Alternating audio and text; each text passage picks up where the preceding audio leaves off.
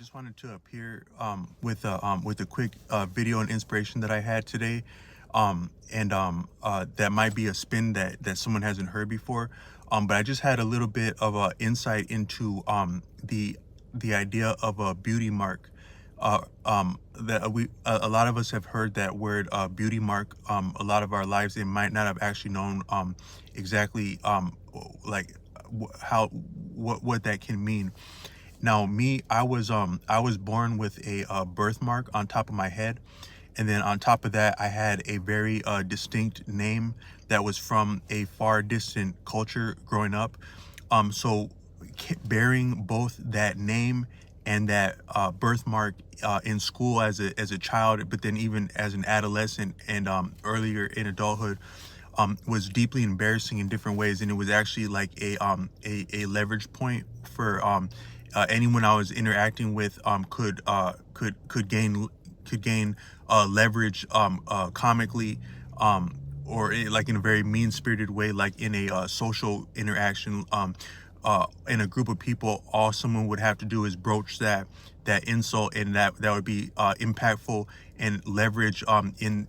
with like if you can imagine, like just some very juvenile children. They'd be, oh, he said that, kind of that kind of thing. But I was thinking, like, if you think about like some of the people in your life who have been infatuated with you, I would imagine that a lot of the people who were really truly deeply infatuated with you,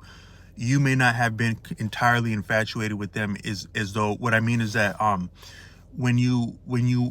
a lot of times, I think when you interacted with someone that became head over heels for you,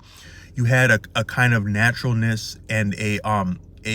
little bit of I would say just a little bit of an aloofness that they might be like someone that would appear ordinary to you, or you recognize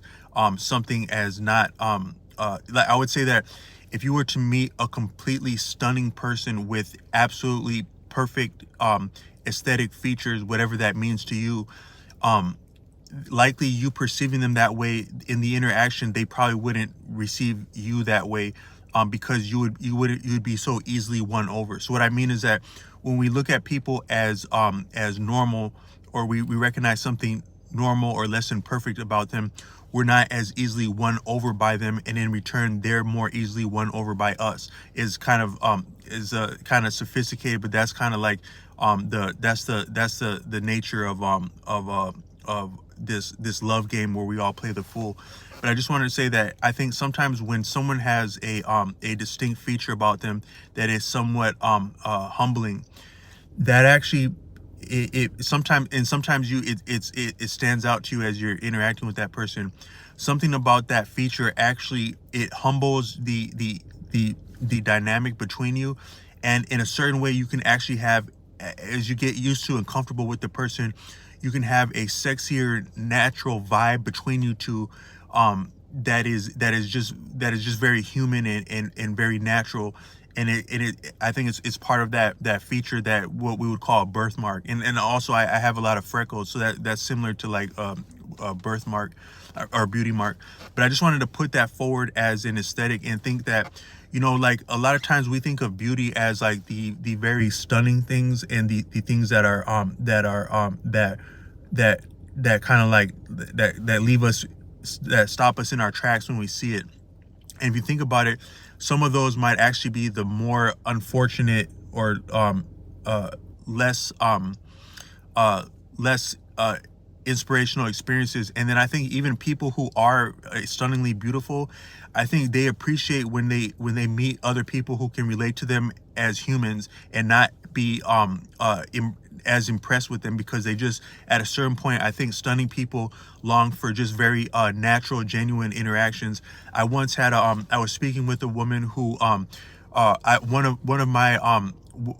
my passions is for like dressing and putting together outfits. And I was talking to someone who was like from, like, I think she may have been like from the East Coast or something, but like very steeped in like deep fashion and taste and things like that. So she could appreciate where I was coming from as a student, and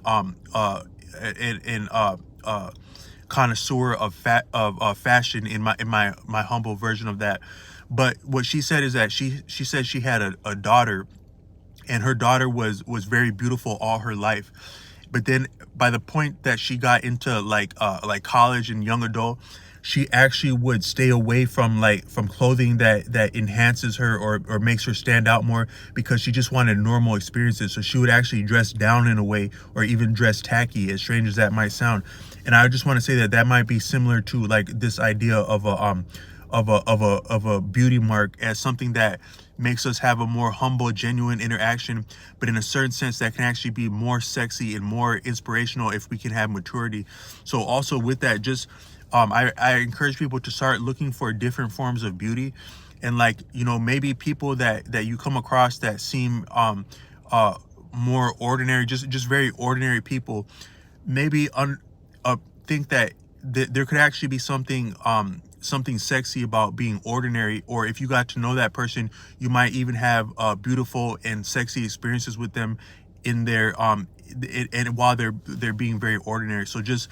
different ways of framing beauty, but maybe also different ways of reaching and enjoying beauty. So I offer this with respect and inspiration for all people, and we're all beautiful in our own way. Peace.